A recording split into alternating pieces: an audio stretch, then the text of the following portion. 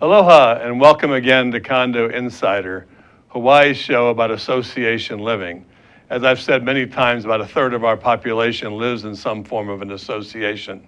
We have this show every week, every Wednesday from 3 to 3:30 on every Thursday on Think Tech Hawaii. And if you have questions, you're welcome to call in at 415-871-2474. I get the dates all messed up, Jim, because I just got back from the mainland, so I'm still jet lagged, I guess. But anyway, today we're going to talk about a topic that was recently in Civil Beat. It was a story about problems with buildings, particularly iron pipes and other major components, which result in major assessments for associations and its owners. And today we have with us Jim Reinhardt, a very prominent forensic architect. I never knew there was such thing as a forensic architect. It's kind of like a building doctor who is a principal of architectural diagnostics. So Jim, welcome to the show, and tell us a little about your background and your company. Thank you, Richard. Well, as you started out, I'm an architect. I started by doing what architects do, designing buildings and creating new images. But after being in, doing that for a number of years, I started focusing on repairing buildings. And we've been doing that for about 30 years. Now, do you see a need for this with boards and condos, or? Absolutely. They're not building them bomb-proof then? Right. No, the buildings are like people, that they age with time, and different buildings develop different kinds of problems. But there are a lot of them that are common to the to just buildings in general. High-rise buildings have certain types of problems. Low-rise wood buildings have other types of problems, so that there's some commonality to it. Well, in essence, a condo board has a legal obligation to maintain the property. These lenders have given mortgages under the assumption they're going to maintain the property. They're supposed to do a reserve study to plan for these future capital replacements and save for that money so they have their best chance of having the money when the money's due. What are the most common issues you see as far as the problems that are maybe overlooked or are coming forth today in today's environment? Well, one of the problems is touching right on what you were just talking about, an unwillingness of boards to face up to what the costs are really going to be. That having a properly prepared, adequately funded reserve study is really important, because the problems will occur, and that if you don't deal with them, the consequences are going to be serious. And I'm on a condo board myself. My office is in a condominium, as you know, and that so we face those issues every month. But it has to be said, a reserve study is an estimate.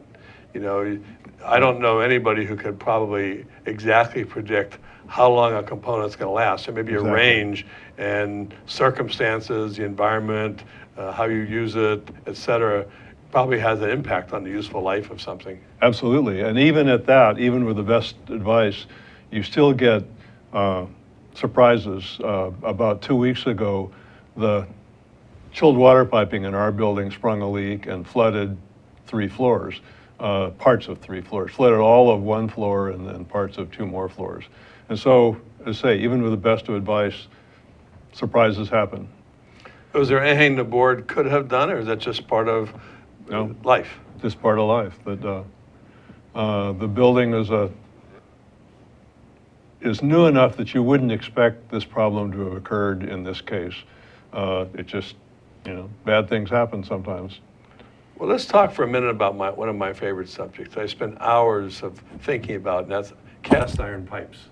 Oh, yeah, that's everybody's favorite. And I'm seeing in the condo world that I see associations have $12 million, $15, $20 million assessments in these high-rise buildings because they're getting more and more leaks. And can you tell us about what cast iron pipes are, what they service, and some of those issues? Well, cast iron pipes were the old way to provide the sewers, the drain lines for most buildings. And they're still pretty popular. They've been largely replaced with ABS as a form of black plastic. But the cast iron pipes are really preferred because they dampen the sounds of water rushing through the pipes better. Cast iron's been used for centuries. It was used in England in the 1800s. And in general, it doesn't corrode very much. But I don't know quite why it is, modern chemicals, Hawaii, changes in the way cast iron pipe is made, we're seeing a much more limited life expectancy on cast iron pipe. But back to our original discussion, our original comment, that cast iron piping was one of those things that nobody anticipated as failing until a few years ago. If you'd asked a design architect, how long is the cast iron pipe in my building going to last? He'd probably say, forever. But it turns out that it's only lasting, 40 years or so. Yeah. I thought that interesting because I was doing a little research on this, and I looked at various organizations' estimates of the useful life, or how long cast iron pipe will last. And some of them were saying as much as 75 to 100 years, but Right. Your experience in Hawaii has been much different lately. Yeah, and I don't know whether it's strictly because of the way pipes are fabricated now, or whether it's now because it's made in China, but that they are lasting, 40 or so years. And when we started seeing that, it came as a big surprise to everybody. Nobody was expecting the piping to be failing that soon. And when it fails, what's it doing? What's happening to the pipe itself? Well, there's two things. One is that the pipe rusts from the inside. And because it's rusting from the inside, you can't see it. And so you're not aware of kind of a progressive, like if the paint on your building is failing, you can see, it's starting to look crummy. Now it looks worse. Well, we really need to paint it. And then you get to the point where you just have to paint it. But that with cast iron piping, you don't see anything at all because whatever's going on is going on inside. The second problem that we see is the cast iron pipe fails along the top of the pipe. And so it doesn't leak until you get a lot of water in the pipe. And that may happen on a very infrequent basis. It may happen, say, in a plumbing system. It may happen when 2 or 3 people happen to flush their toilets at the same, or very close to one another. Or it may happen if it's part of the roof drains or the drainage system, storm drainage system. It may happen when you get heavy rain. Well, it seems to me, if this is the sewage pipes, that you have starting to erode and leak, and you had a major disaster, you could have an environmental disaster. Absolutely. It could be very significant if it's delayed and you don't address it when you identify it. That's right. If your window leaks or your roof leaks, you get a little bit of water and people complain about it. If a toilet sewer pipe leaks, it's raw sewage. It's what's called black water, and it's a big deal. Yeah, I was thinking of this particular Civil Beat article was talking about a project in Pearl Ridge area, and the issue was that the pipes were very corroded, and they were having lots of leaks. Yes. And if you can imagine a high rise, and what happens when it gets down to the bottom, there's a lateral or a runoff pipe that goes, which is underneath a low rise. Yes. It just seems to me if you had that not attended to, that you could have significant environmental issues and maybe even not be able to use the entire building if you don't address it. Potentially, yeah, that's right. So. Well, then plus the problem, if you can't use the sewer, the drains, then you can't use the building, plus the contamination issues. Well, the thing we see with owners on this issue is that, and using just numbers as an example, you have a $12 million assessment for the replacement of the cast iron pipes, the sewage system. Well, owners get really upset because boards do have the ability to go borrow the money, and then meanwhile the cost that in this particular case is maybe $300 a month per unit, which is a lot of money for the average person. That's right, yeah. But if they don't do it, it could even be worse. Right. Basically they just have to address it and get the problem corrected. Yeah, and one of the problems, again, this is something that's foreseeable, but now it's here, is that there are a lot of people who moved into condos who are now retired and who are on a fixed income.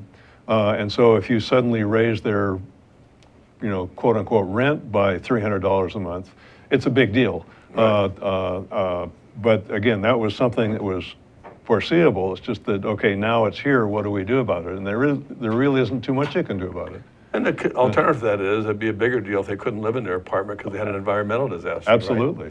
Well, one of the things that I've seen with owners and board members when they have this problem, and it's a little bit of denial in some ways. And I'm not blaming any board because this is relatively new information that the pipes aren't lasting as long as we expected. But the issue becomes for that association is what kind of repairs are available. And we hear about pipe replacement. Are there other types of linings or shoe goo or something you can put on the pipe that give us some magical longer life at much less cost? The short answer is no. There are pipe lining systems, and there are several contractors in Hawaii who can do pipe lining systems. And that my understanding, we've never used one of them specifically, but my understanding is that they're very effective. They last quite a long time. Plastic doesn't deteriorate.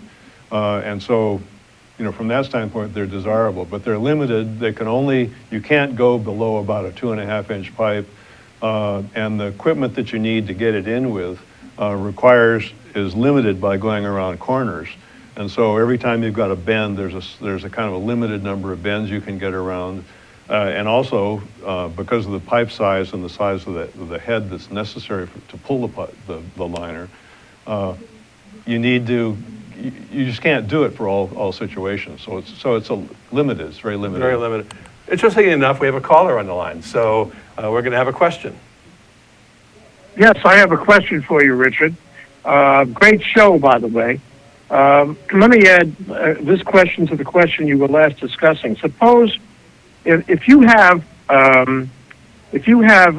water that corrodes the pipes, and the water is like specific to Hawaii water, what about putting an additive in the water to make it less corrosive? Can't we do that? Make it like water that exists elsewhere. If we treat the water, maybe the pipes will do better. What do you think? Did you hear the question? No, I didn't. Okay. Yeah. Okay, I'll repeat the question for you. The question was that you were saying in some respects, our water type has some impact on the corrosion. Is there something that could be added to the water that would be safe to drink, but at the same time limit or mitigate the water damage by having some kind of non-corrosive agent in the water? Not that I'm aware of.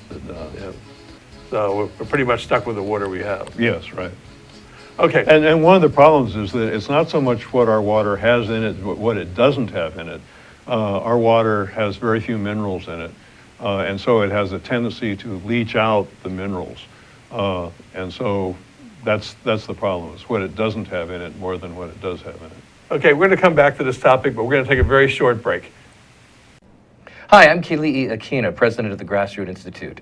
I'd love you to join us every week, Mondays at 2:00 p.m. for E Hana Kako. Let's work together. We report every week on the good things going on in our state, as well as the better things that can go on in the future. We have guests covering everything from the economy, the government, and society. See you Mondays on E Hana Kako at 2:00 p.m. Until then, I'm Kili'i Akina. Aloha. Hi, I'm Donna Blanchard. I'm the host of Center Stage, which is on Wednesdays at 2 o'clock here on Think Tech. On Center Stage, I talk with artists about not only what they do and how they do it, but the meat of the conversation for me is why they do it, why we go through this. A lot of us are not making our livings doing this, and a lot of us would do this with our last dying breath if we had that choice. And that's what I love to talk to people about. I hope you enjoy watching it, and I hope you get inspired because there's an artist inside you too. Join us on Center Stage at 2 o'clock on Wednesdays. Bye. Welcome back to Condo Insider. We're sitting here with Jim Reinhardt talking about Jim the building doctor, as I'm going to call him, talking about the major components that fail in buildings, what boards need to do about it. We were talking about cast iron pipes, which are the sewage pipes of the association, and we were talking about there really aren't any alternatives to replacement except in some unusual circumstances, but the pipe size has to be right, and the direction and the turns all have to kind of fit into it. So, Jim, what's your recommendation to boards that have cast iron pipe issues? Well, you really have to face the problem and get into it. That with a, if you're talking about repainting your building, you can look at it and say, well, we got to do this, but you really have, a few more years. But with piping, if you don't fix it, it's going to result in some kind of a serious problem. We were talking about the black water and sewage coming into somebody's unit. And not only is it a health problem and an inconvenience, but the boards, I know of one problem right now where the boards are being sued because they didn't address the problem directly and rapidly. See, another area we see, from my experience in condo management, that is often misunderstood is, and it kind of leads into the painting in a way, and what I'm going to call spalling repairs. We have concrete buildings, Yeah. where we see many times that you have a building and they got to paint it. They say we have to fix some spalling, and the rough estimate is it's going to cost $100,000, and by the time you're done, it's $750,000.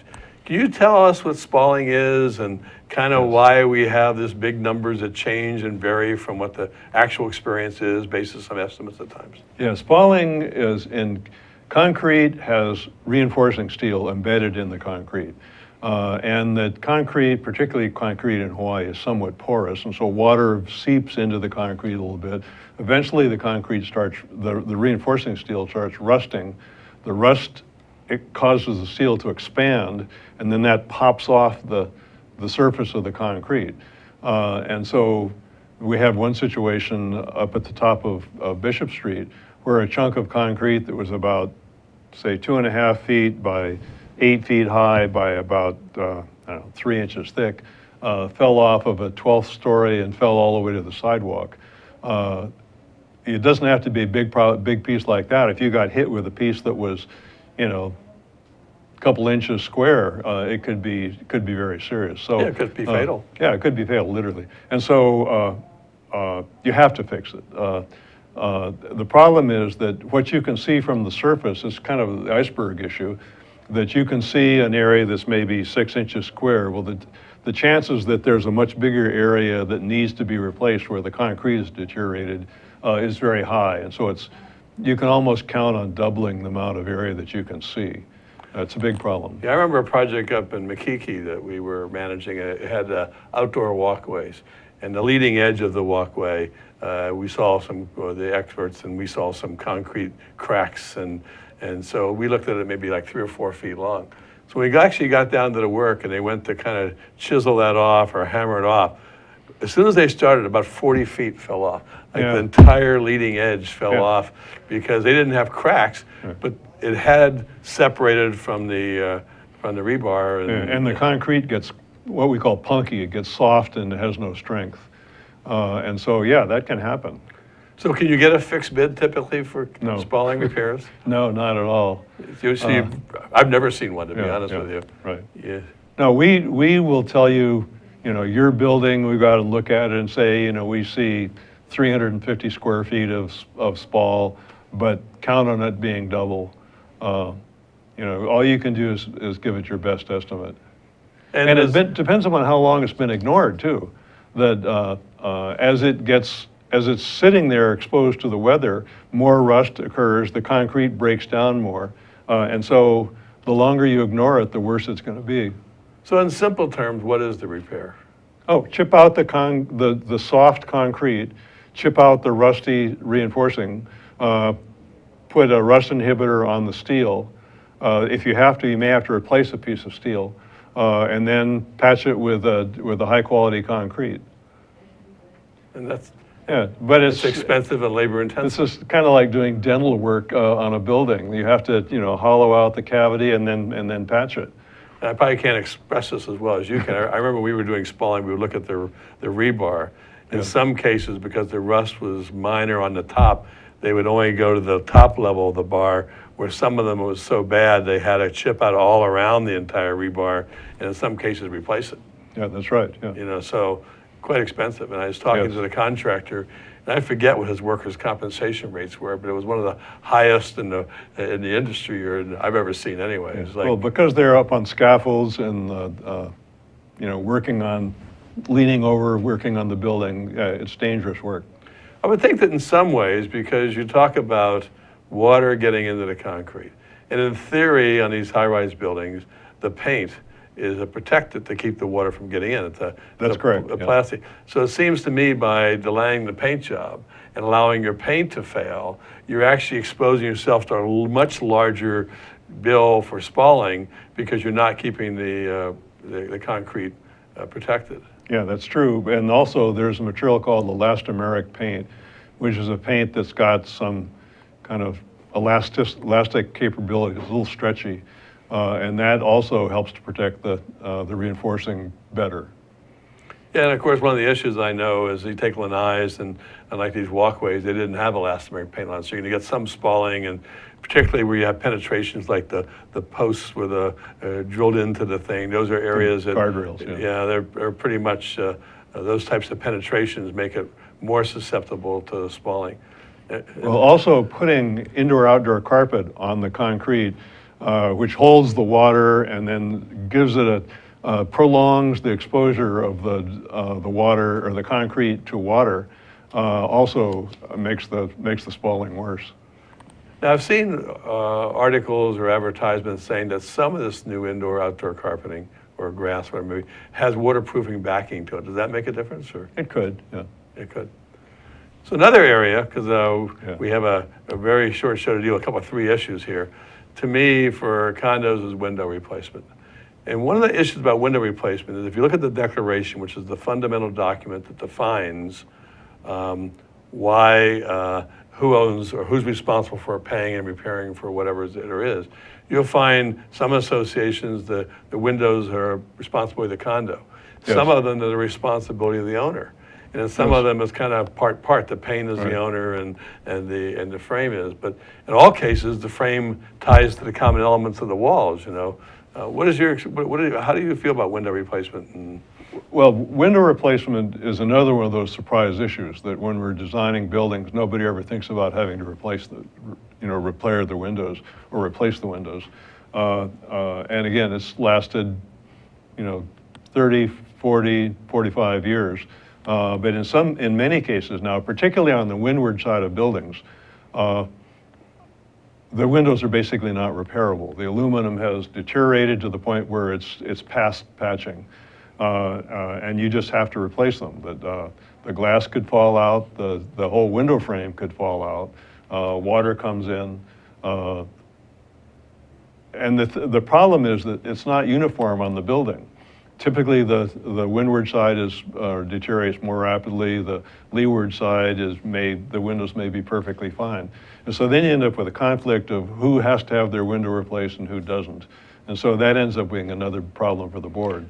Yeah, I know of a project that recently the board voted to make it a hazardous or high risk component because that particular association, the insurance company, was going to refuse to insure it because they had, in this very high rise, windows falling out. Yeah. And of course, again, like the spalling problem, falls down and the broken glass lands on somebody, you have a problem. So they voted to do that, but they had owners complaining saying, well, it's my window's not leaking, so I shouldn't Right. have to replace mine now. What is your take on that?